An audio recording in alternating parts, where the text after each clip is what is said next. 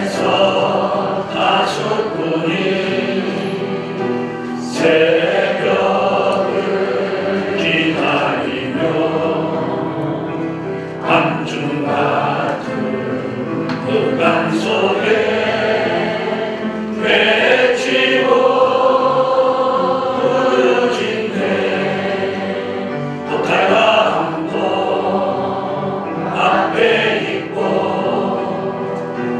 결론 문제 일어나도 인내하는 세상 속에 새벽은 오게 되네. 성루에서 다섯 분이 여호와를 바라보네. 율을 범이 회의하고 공의는 굽어졌고 악인이 애워싸서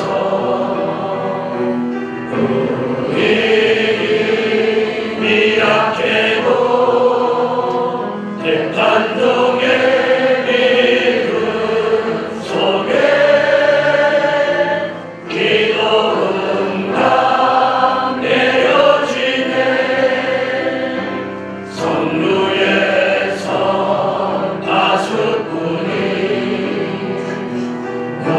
묵시를 바라보네. 택한 종의 마음판에 명백하게 새겨놓고 정한 때를 기다리며 거짓없이 이루어지니 달려가는 생활 속에 예언 말씀 읽게 하네. 성부에서 다섯 분이 여호와가 힘이 되네. 열매 없고 소출 없어 낭망 중에 이르러도 나의 발을 사슴같이 높은 곳에 아니라 여호와는 나의 구원 즐겨하고 기뻐하리래.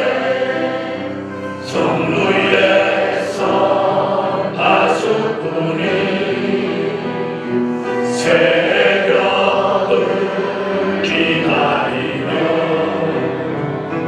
밤중 같은 흑암 속에 외치고 부르짖네. 독할과 함께 앞에 있고 결론 문제 일어나도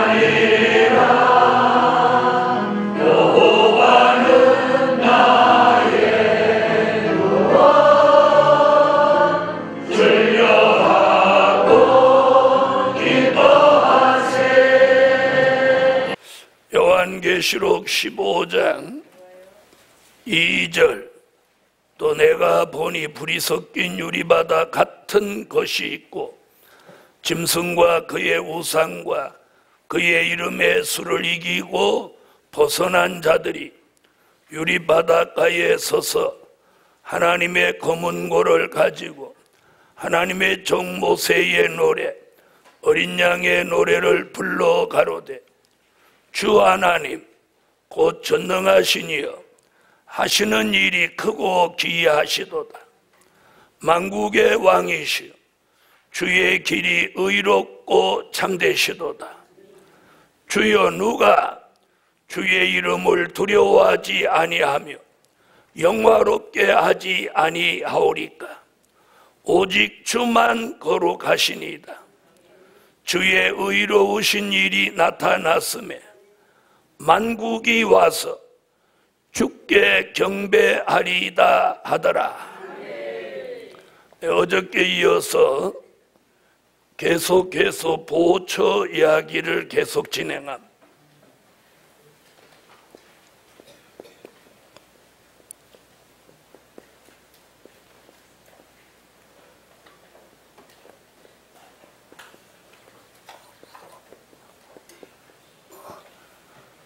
자, 보호처는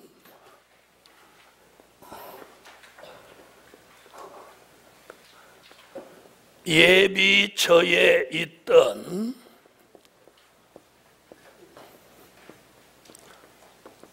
흰옷 입은 무리들이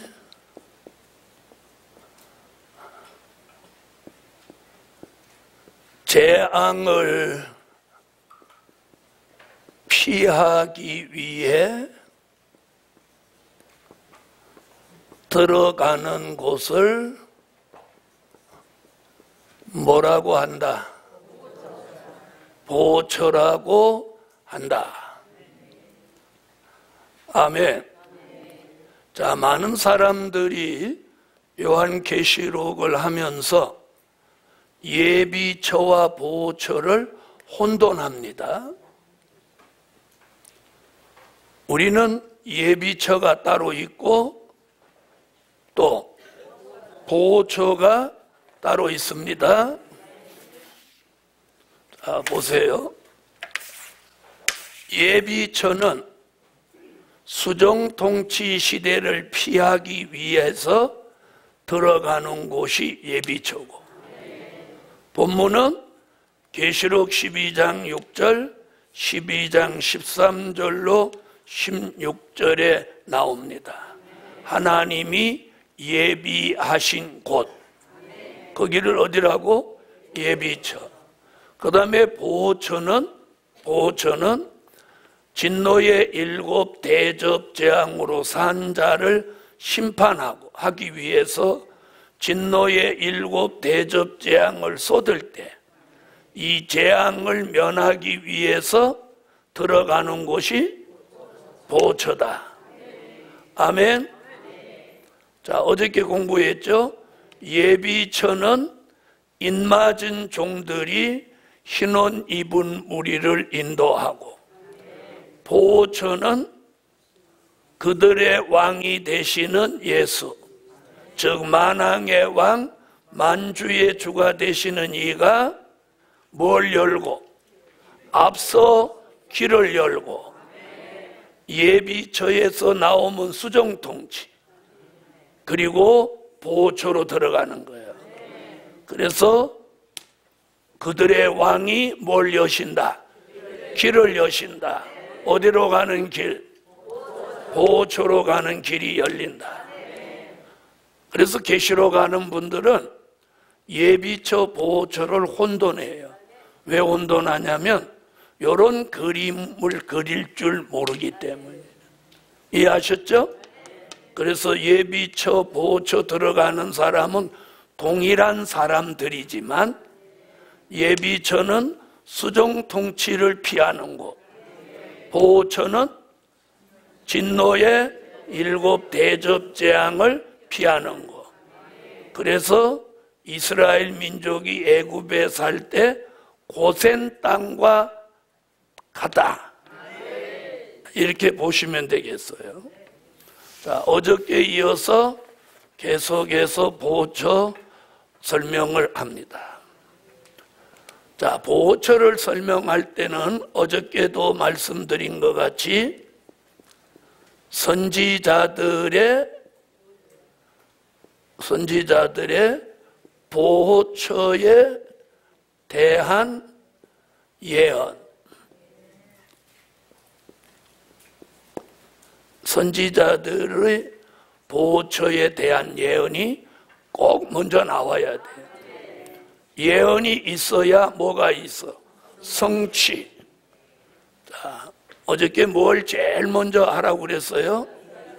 미가서 2장 12절로 13절. 자, 여기 보면 한 초소다. 한 초소. 자, 거기 보면 자, 인수가 많음으로 이렇게 했어요. 인수가 많음으로. 자, 그럼 인수가 많다, 즉 사람 수가 많다, 인수가 많음으로, 자, 이렇게 표현했어요. 12절에.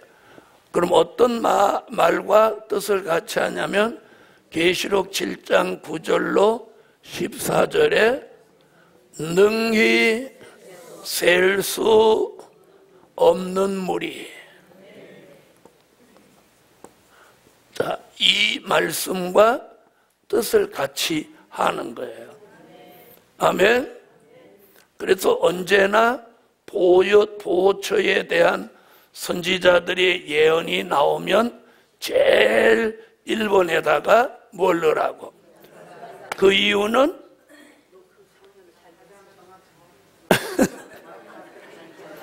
머리선은 도는데 입으로 표현이 좀 그렇죠? 예비처에서 보호처로 옮겨지는 과정을 가장 현실성 있게 설명한 구절이 이곳이기 때문에. 자, 그럼 이제 두 번째는 이사야 4장 5절로 6절.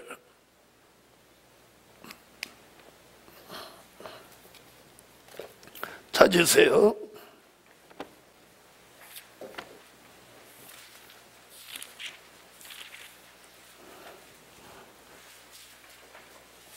찾으셨으면 다 같이 읽습니다. 5절.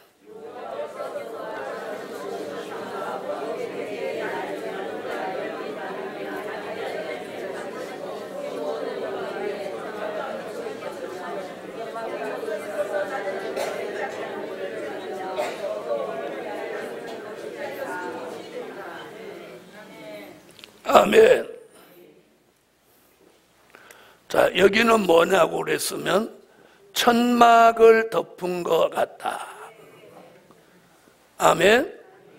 자, 그러면서 낮에는 구름, 밤에도 구름, 화염의 빛.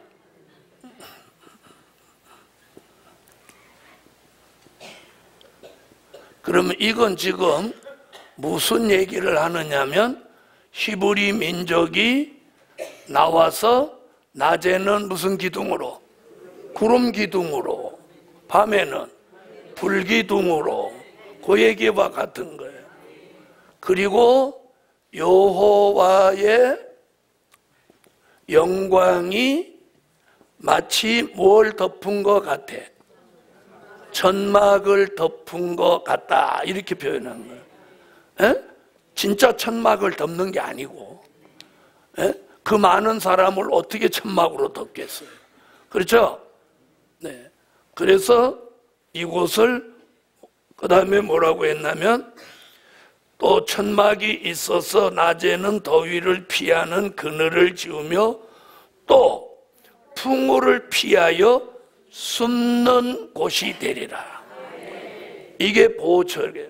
숨는 곳이라고 해서 오늘 보호처라고 보는 거예요. 숨는 곳. 아멘. 천막이다 천막이다 이러면 안 돼요. 여호와의 영광이 마치 뭘 쳐놓은 것 같이 천막을 쳐놓은 것 같다. 이렇게 보셔야 돼요. 자, 5절 봐요.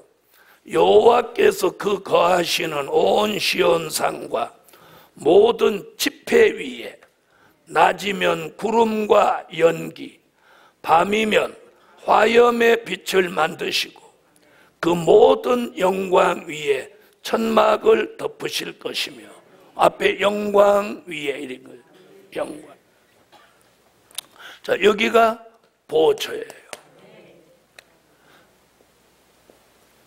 그 다음 이사야 26장 20절.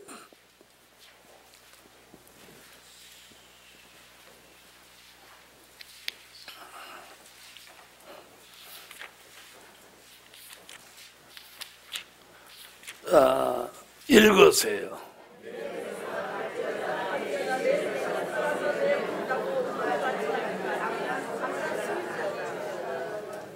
자, 여기도 숨는다는 얘기하죠. 그렇죠? 뭐라고 해서 밀실이라고 하면 하나님의 비밀의 장소라는 뜻이죠. 아멘. 자, 거기에 들어가서 뭐라고 하는 거예요?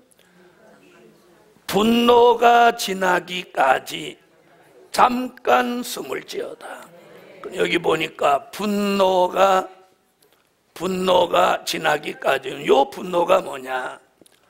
스바냐 1장 2절로 3절, 스바냐 1장 18절에 근거해서 이게 뭐예요? 분노, 진노 같은 얘기죠. 그러니까 뭐예요? 진노의 7 대접재앙. 그런데 여기다 뒤에 뭐라 했냐면 잠깐 숨을 지어다. 그러니까 이 보호처에 들어가 있는 기간이 길지 않다. 그런 뉘앙스를 풍기죠. 잠깐 숨을 지어다. 오래 숨어라 이렇게 안 하고 그냥 잠깐이라는 표현을 안 하면 우리가 그 시기를 가늠하기 어려운데 잠깐이라고 한 거예요. 자, 그러면 분노라는 말 스바냐 1장.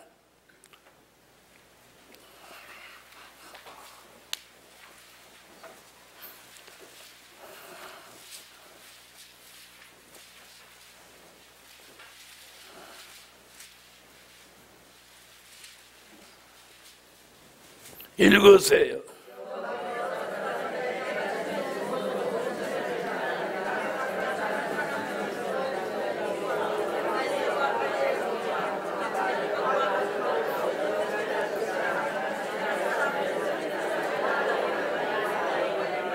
자, 이는 뭐요? 산자의 심판이죠.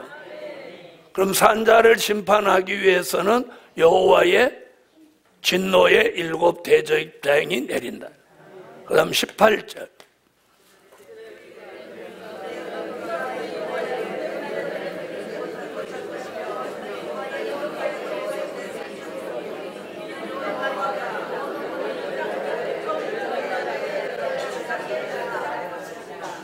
아멘. 자, 그러면서 밀실에 들어가 무엇을 닫고? 문을 닫고 여호와의 분노가 지나기까지 잠깐 숨을 지어다. 잠깐 숨을 지어다. 아멘.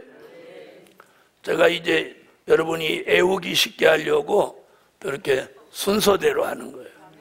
내가 심술이 많으면 이걸 막 섞어가지고 여러분이 머리가 복잡하게 해갖고 못 외우게 할 건데, 저는 여러분이 이걸 잘 알기를 바라는 사람이에요. 그 그런 것까지 내가 배려하는 거예요.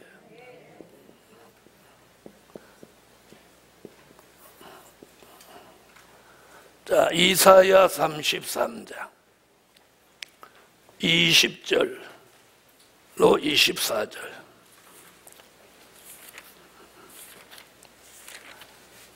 자, 찾으셨으면 읽어주세요.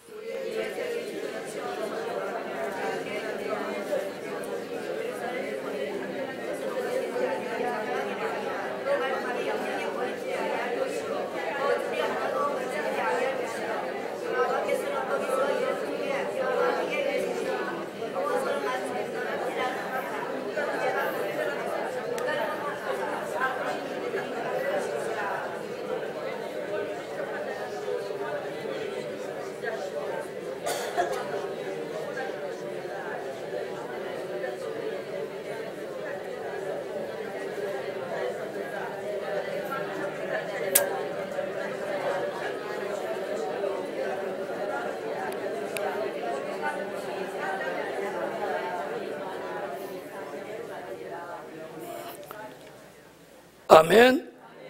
특별히 21절에 보면 이렇게 말했어요.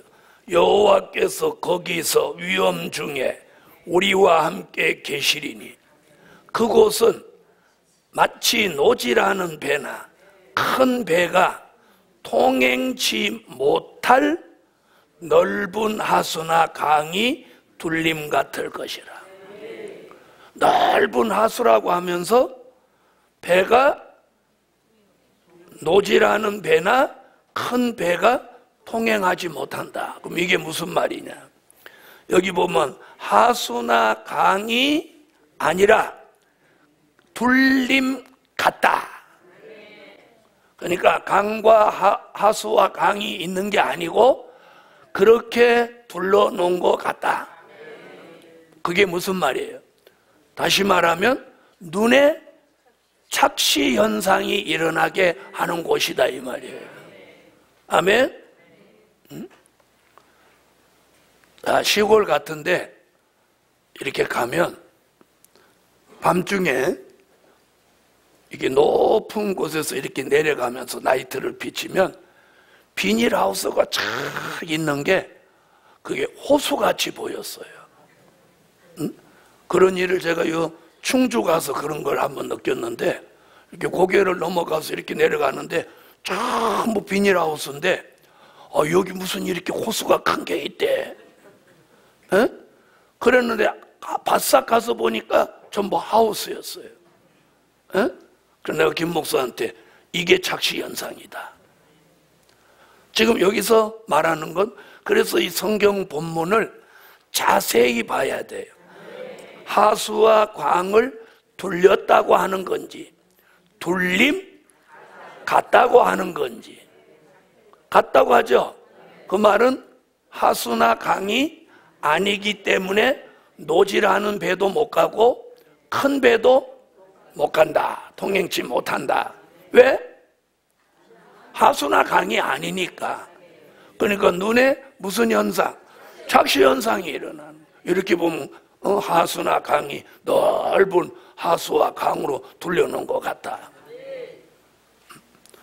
자, 이게 보초예요.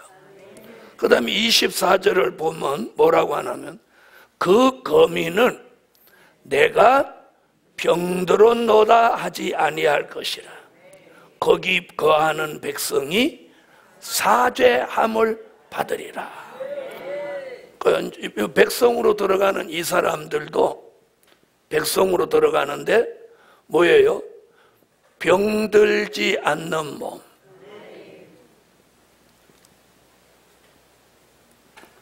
자, 이게 백성 될 사람들의 몸이에요.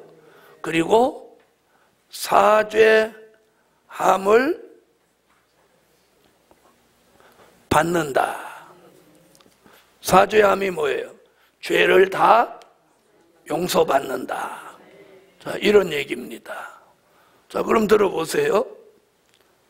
자, 백성으로 천년왕국에 들어갈 이 사람들도 무슨 문제를 해결하고 가? 죄의 문제를 해결하고 병을 해결하고 가. 왜? 왜 그러면 이제 대답 안 해. 왜 그럼 이렇게 쳐다봐. 천년을 살아야 되니까. 그래서 인맞은 종으로 들어가는 사람은 사망이 멸하여지고 체질이 변화체가 되는 거예요. 근데 이들은 중생체이지만 이들은 중생체예요. 예비초에 들어갔을 때. 그리고 보호초에 들어가서 이제 두 가지가 해결되는데 죄를 다 사함받고 또 몸이 그때부터 병 안 들어. 그럼 우리가 죽는 게 뭐예요? 죄와 병 때문에 죽는 거야. 맞아요, 안 돼요? 욕심이 잉태한 즉 죄를 낳고 죄가 장성한 즉 사망을 낳느니라. 그런데 죄가 없어졌어. 그 다음에 늙은 것도 병이잖아. 그죠? 늙으면 자꾸 면역 체계가 떨어지니까 병이 걸린단 말이에요. 그렇죠? 그러니까 병들지 않는 몸으로 회복되는 거예요. 백성의 몸도. 그래서 백성의 체질을 말한 게 24절이에요. 그러니까 백성의 체질은 중생체도 벗어났고, 그렇다고 뭐라고 하기에는 변화체라고 하기에는 또 아닌 거고. 그럼 이걸 뭐라고 하느냐? 중간체? 이름을 붙이면 안 돼. 그건 우리가 만들어 붙이는 거기 때문에 안 되는 거예요. 그냥 이대로 표현하면 돼. 사죄함을 받은 백성은 병들었노라 하지 않는다. 백성으로 가도 괜찮은 거예요. 뭐 또 아멘이야. 가고 싶어? 아이고 지금 아파 죽겠는데 병이나 낫는다고 하면 입맞은 종이든지 백성이든지 뭔 상관이야. 아유 안 아팠으면 좋겠네. 나는 그래도 백성으로는 안 가. 자, 그래서 이사야에서만 보호처에 대한 예언이 3번이 있어요. 아멘. 자, 이제 5번째.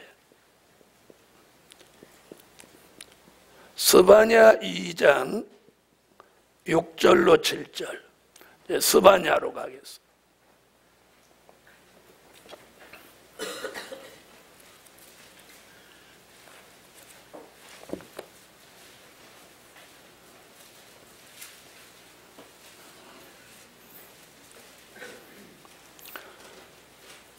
자, 스바냐 2장 6절로 7절 읽어주세요.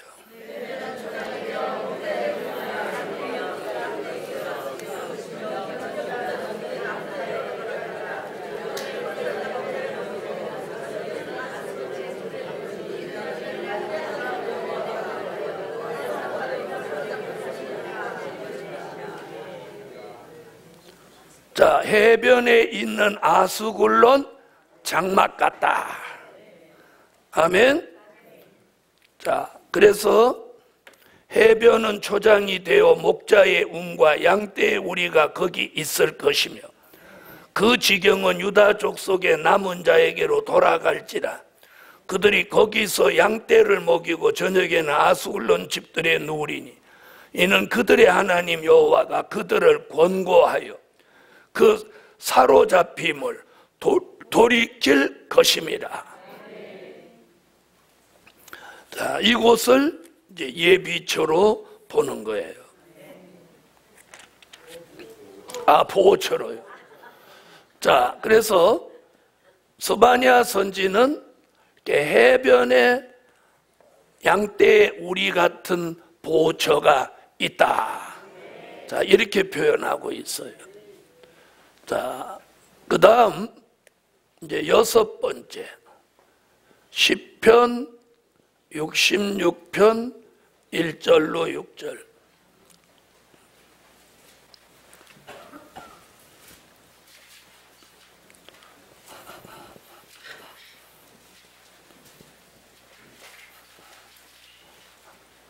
자, 자, 찾으셨으면 다 같이 읽어주세요.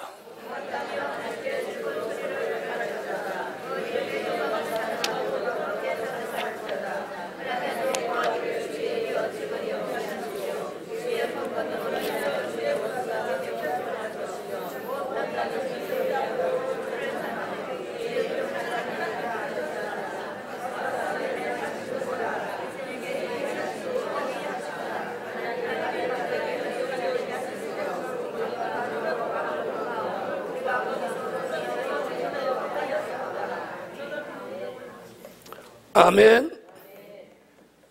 자, 이 말씀은 출애굽 때 있었던 일을 예표로 하여 보초에 대한 예언을 하는데, 자, 바다가 길이 됐죠. 홍해가 갈라져서. 자, 여기 보면 6절, 하나님이 바다를 변하여 육지 되게 하셨으므로 무리가 도보로 강을 통과하고 우리가 거기서 주로 인하여 기뻐하였도다. 이 다윗의 시에서 이런 말씀들이 나옵니다. 그래서 이걸 뭐라고 하느냐? 신육지 보초다. 바다가 육지가 된다.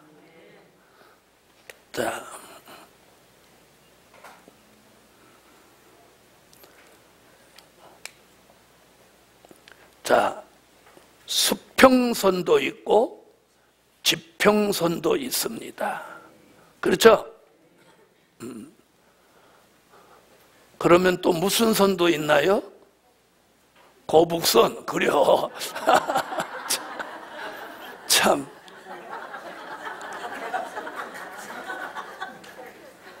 지금 여기서 지평선, 수평선에서 거북선이 꼭 나와야 되겠어요? 아, 이거 얘기 잘하셨어. 자, 그럼 무슨 선이 있냐? 산등선. 예? 산등선 몰라요? 이 낮에는 산등성에 대한 그게 잘 모르지만 밤중에는 이렇게 보면 산등성으로 사람이 가는지를 잘 보여요. 예? 밤에 그냥 이렇게 보면 안 보이는데 이렇게 보면 산등선이 있잖아요. 이렇게 있어요, 없어요? 그걸 산등선이라고도 하고 능선이라고도 하는데, 능선이라는 말이 아마 표준어일 거예요. 그럼 이건 지금 뭘 그리려고 해놨을까요? 에? 수평선, 지평선. 네, 지금 여기에는 수평선이라고 하는 게 맞죠? 그러면 우리가 예를 들어서 바다의 어떤 일정한 곳에, 자, 이렇게 바다를 육지로 만들어 놨다면, 자, 여기서 보는 시각은 이게 어떻게 보이냐면 이렇게 보입니다. 무슨 말인지 아세요? 왜? 이게 수평선으로 보이기 때문에 여기가 이렇게 떨어진 느낌을 못 받아요. 무슨 말인지 아세요? 이 서해안에 가면 이 지구가 둥글구나 하는 걸 잘 못 느껴요. 그런데 동해안에 가면 이거 지구가 정말 둥글구나 하는 걸 느끼는데, 한번 가보신 분 보면 내가 해변가에 이렇게 서서 보면 언제나 이렇게 돼 있어. 언제나 이렇게 돼 있어. 에? 내가 서 있는 곳에서 항상 이렇게 보인단 말이에요. 바다가도 괜히 가서 소리만 지르고 왔지 어떻게 보이는지도 안 보고 왔어. 그 다음에 이쪽에서 배가 이렇게 이쪽을 향해 오면 이게 둥글다고 느껴지는 게 뭘로 느껴지나? 배가 이렇게 올라오면 배 앞머리부터 보이는 거예요. 예? 뒤가 안 보이는 거예요. 이렇게 볼 때 배 앞머리가 보이고 한참 있어야 이렇게 뒷머리가 보이는 거예요. 이게 지구가 둥글다고 하는 확실한 물증이란 말이에요. 그리고 이걸 이렇게 봐도 항상 이렇게 보인다. 그리고 저 이 뒤쪽에서 배가 올라오면 앞에만 선머리만 보이지 뒤는 안 보이는 거예요. 이게 둥글다는 거죠. 둥글다. 응? 자, 그래서 하나님이 어떤 바다 가운데다 육지를 만들어 놓고 사람들은 여기가 이런 게 있는지 모르는 거예요. 무슨 말인지 아시죠? 이 수평선으로 보이기 때문에 이걸 지금 말하고 있는 신육지. 아멘. 그러니까 이런 보호처도 있다는 거예요.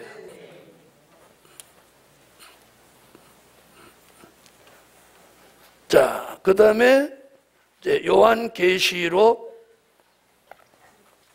7장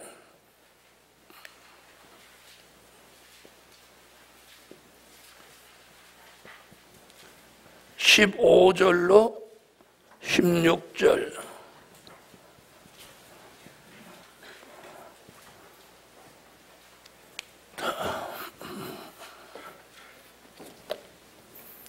읽어주세요.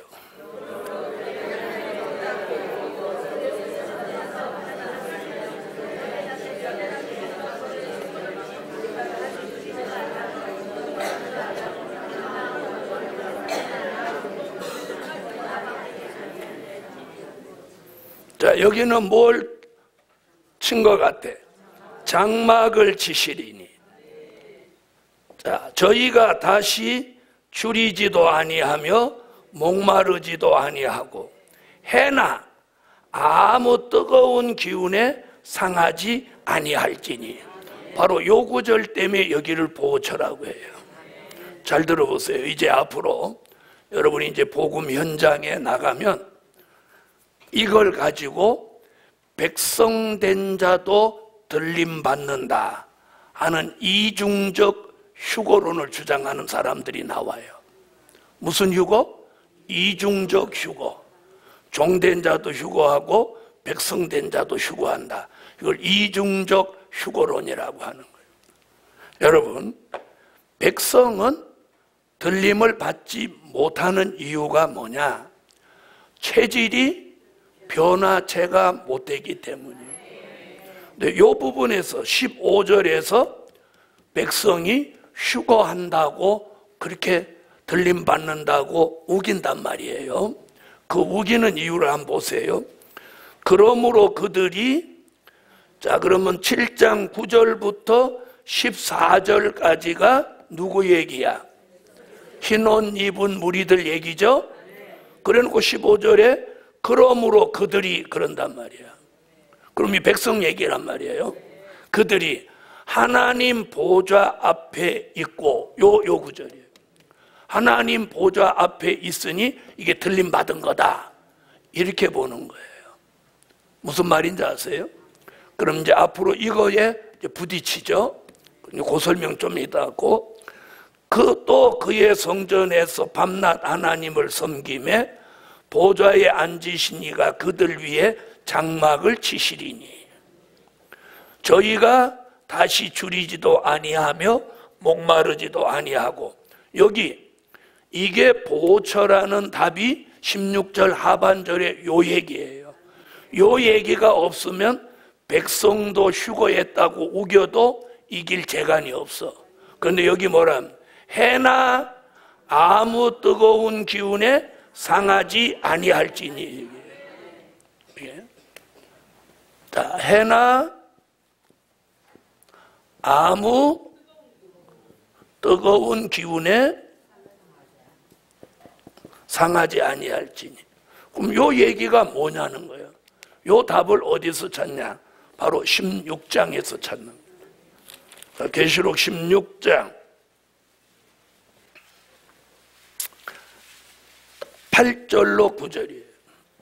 계시록 16장 8절로 9절.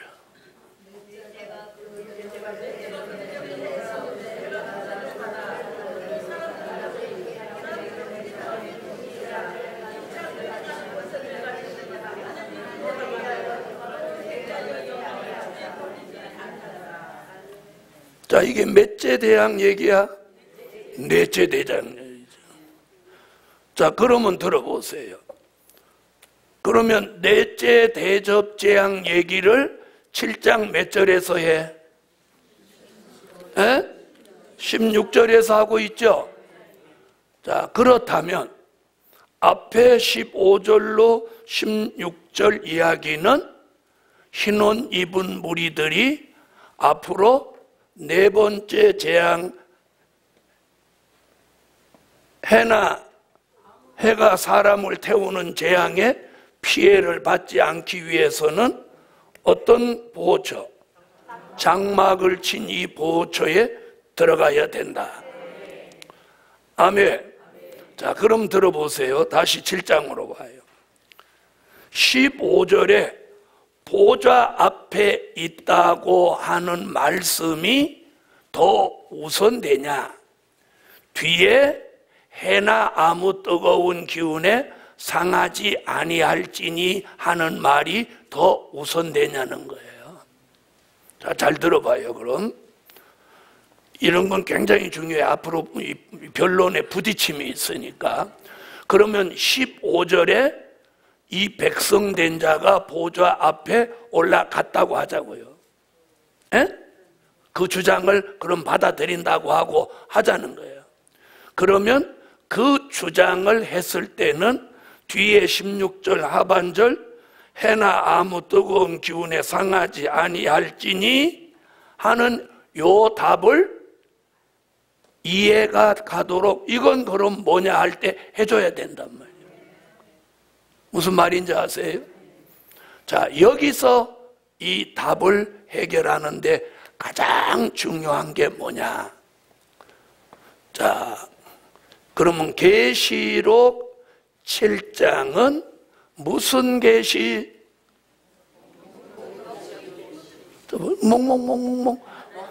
멍멍멍 이렇게 하는 사람 뭐라? 목록적 계시.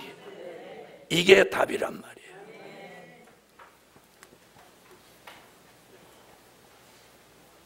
목록적인 계시.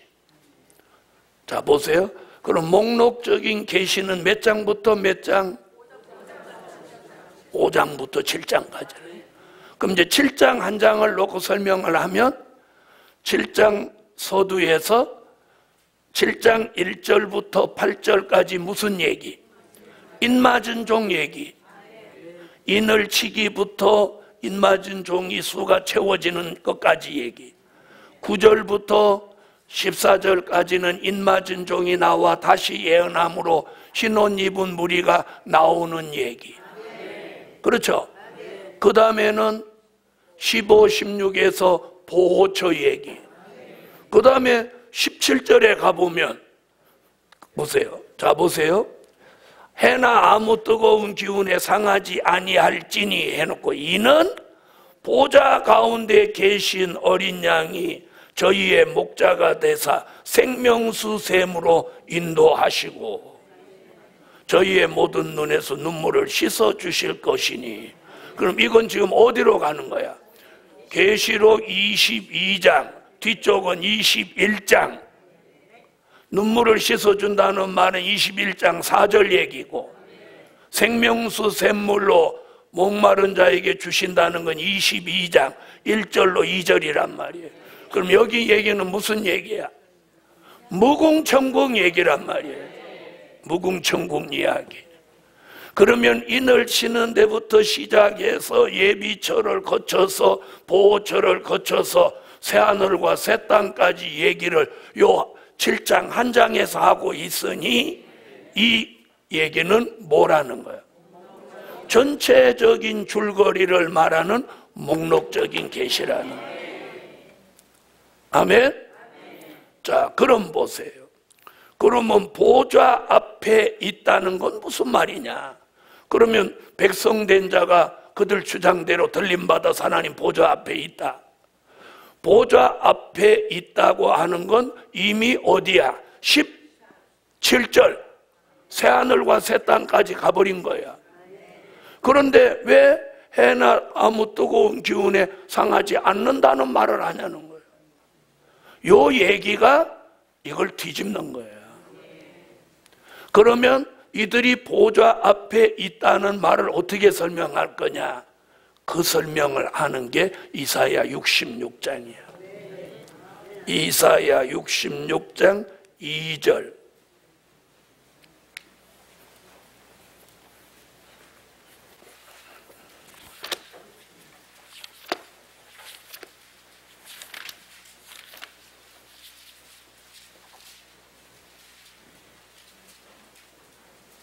(1절이네) 66장 1절 읽어줘.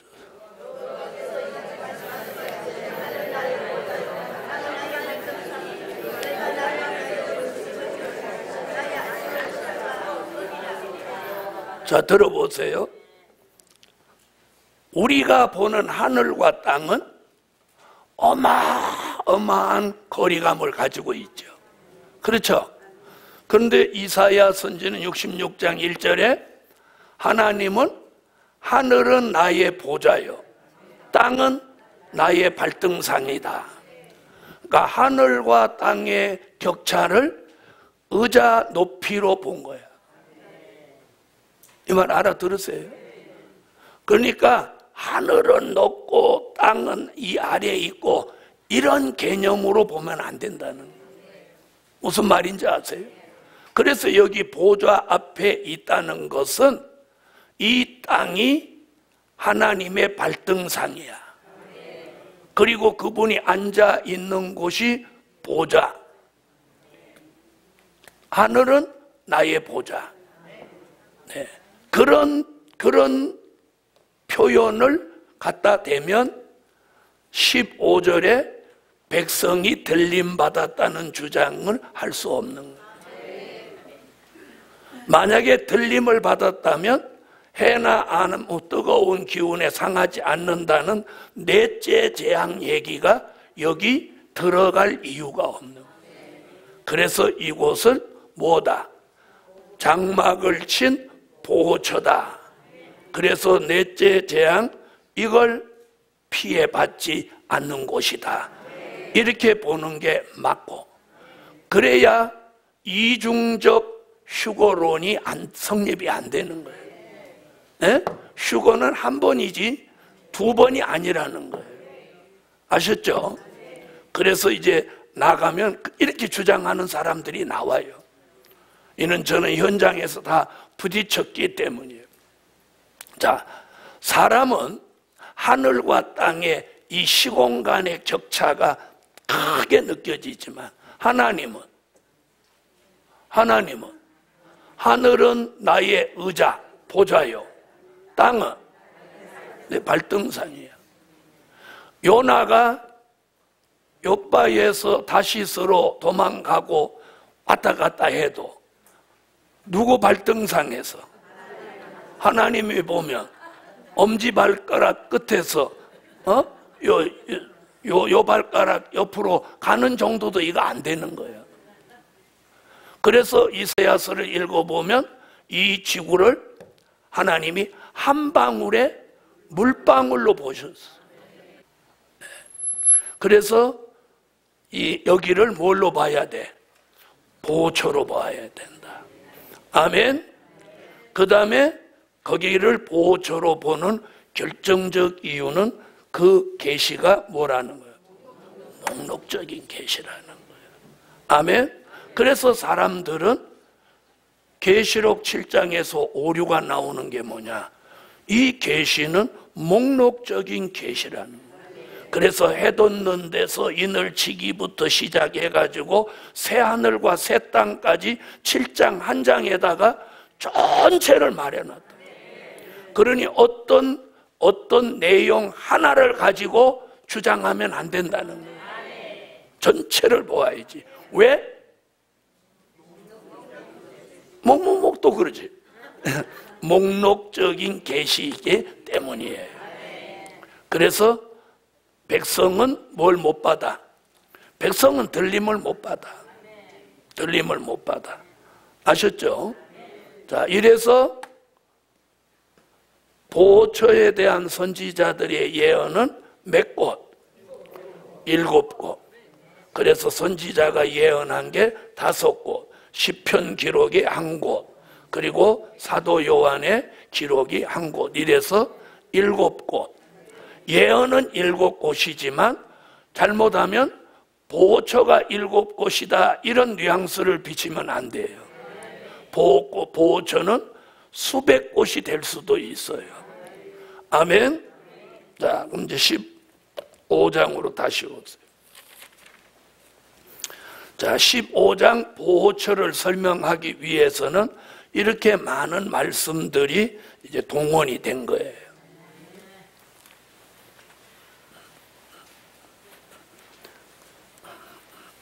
자, 그렇다면 이 7곳에서 예언해 놓은 보호처에 대한 말씀이 어디 와서 그러면 이루어지는 거예요?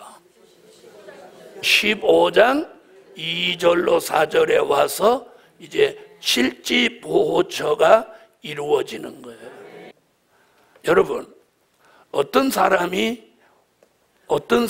강의도 잘하고 설교도 잘하느냐? 말씀에 대한 호기심이 많은 사람. 예? 말씀에 대한 호기심이 많은 사람. 이런 사람이 발전하는 거예요.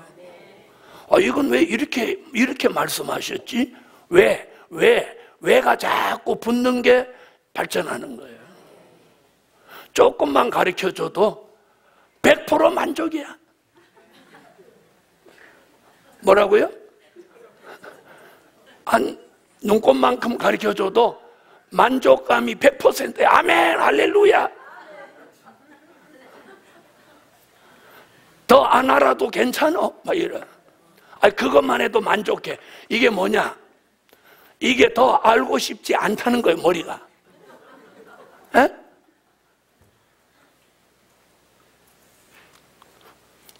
이런 사람은 쓸데없는 것들이 머리를 채워버려갖고 진짜 이 생명의 진리를 못 받아들이는 거예요.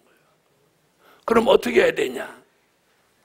자, 컴퓨터도 쓸데없는 걸 많이 넣으면 그 다음에 뭔가 필요한 걸 내가 입력시키려고 해도 에러가 생기죠. 못 받아들인단 말이야. 넣을 데가 없어. 용량이 초과됐어. 그럼 어떻게 해야 돼? 그렇지. 그건 또 어떻게 알아? 그럼 자기 머리통 속에 들은 건 왜 못 지우는 거야? 그래서 수룹바벨 개조 역사가 그래서 필요한 거야. 머리가 개조돼야 되는 거야.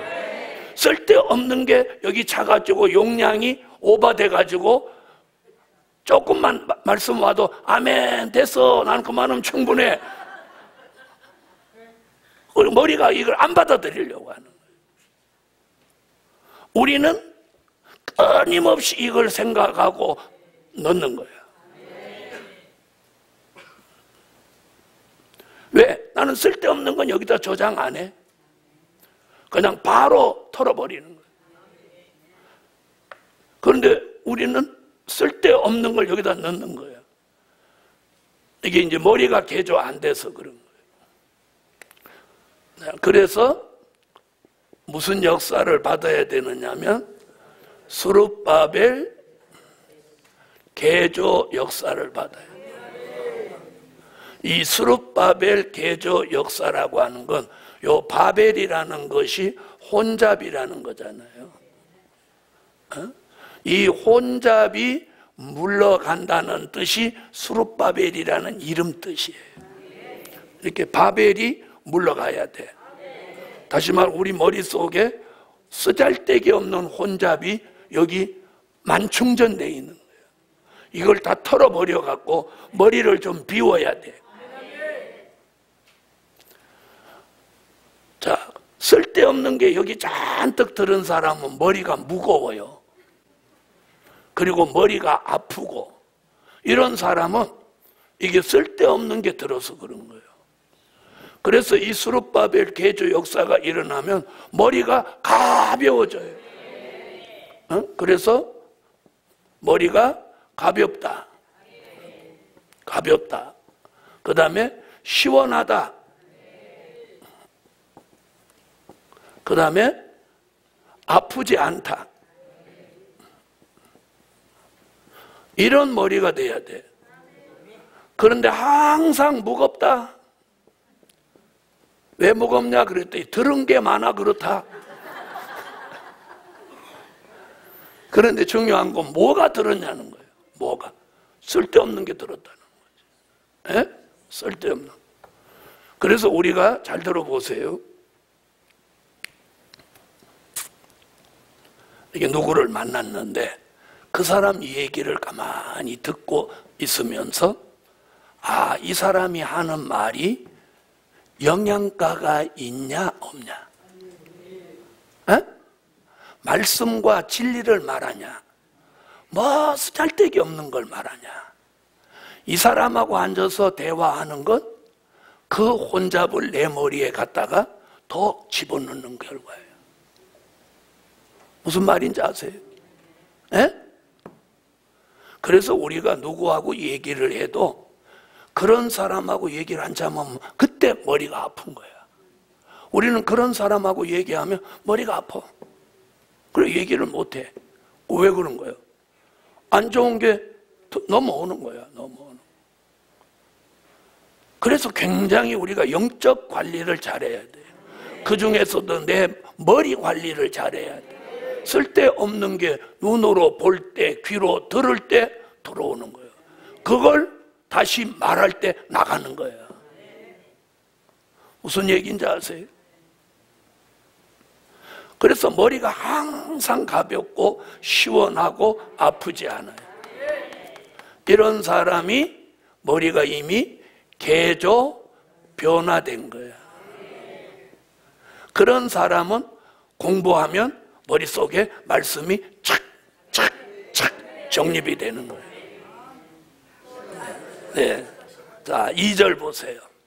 또 내가 보니 불이 섞인 유리바다 같은 것이 있고, 이것은 바로 불이 섞인 유리바다 같은 것이 있다고 하는 것은 바다를 혼란한 세상으로 보았어요.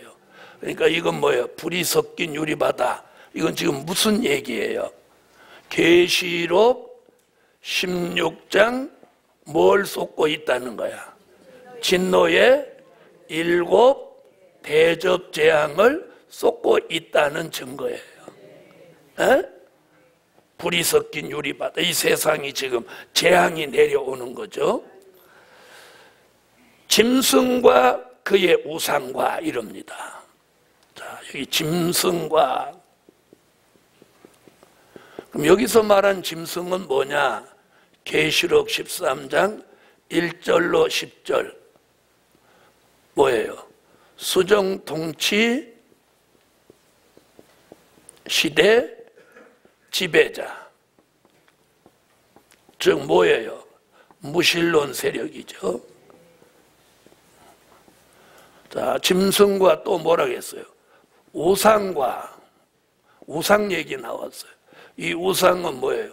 계시록 13장 14절로 15절에 자, 무엇하는 우상? 말하는 우상. 그걸 계시록 9장 20절에서는 금, 은, 동, 목, 석으로 만든 우상. 아멘? 자, 무엇하지는 못하면서 다니거나. 자, 9장 와보세요.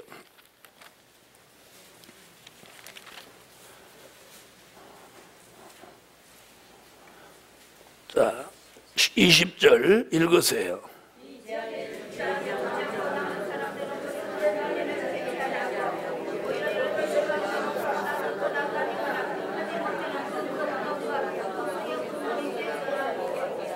보거나 듣거나 다니거나 하지 못하는. 그러니까 눈은 있는데 보지도 못하고 귀가 있는데 듣지도 못하고 다니지도 못하는 나 그래놓고 말 못한다 소리는 안 했단 말이에요. 그 우상이 몇 장에 가서 13장 14절로 15절에 가서 우상이 말을 합니다. 자, 13장 14절로 15절 읽으세요.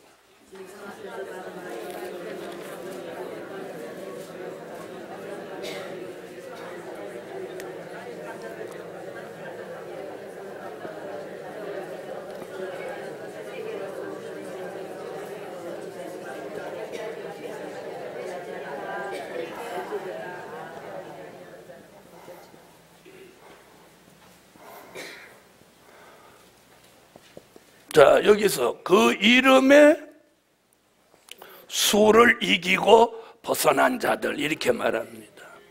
아멘. 자, 그 이름의 수가 뭐예요? 계시록 13장 16절로 18절에서 말하는 뭐를 말하는 거예요? 짐승의 표 666을 말하는 거예요.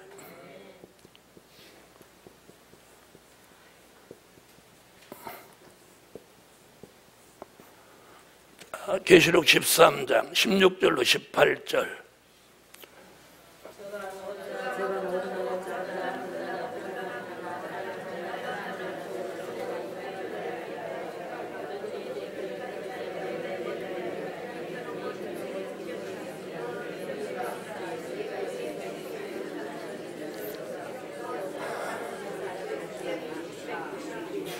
자, 이걸 이기고 벗어난 자들이라고. 그럼 이게 누구냐? 계시록 7장 9절로 14절에 신혼 입은 무리들이며 이들이 계시록 12장 6절, 계시록 12장 13절로 16절에 어디 들어갔던?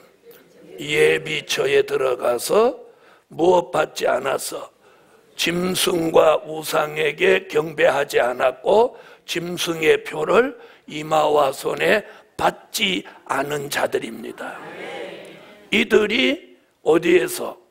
보호처에서 진노의 7 대접 재앙 동안 하나님의 보호를 받습니다.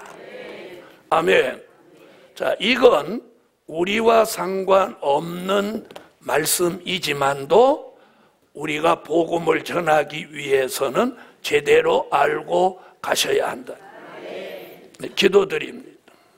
1,000번째 감사의 물을 전능하신 주님, 오늘 사명 있는 종들 이제부터 바빠지게 하시고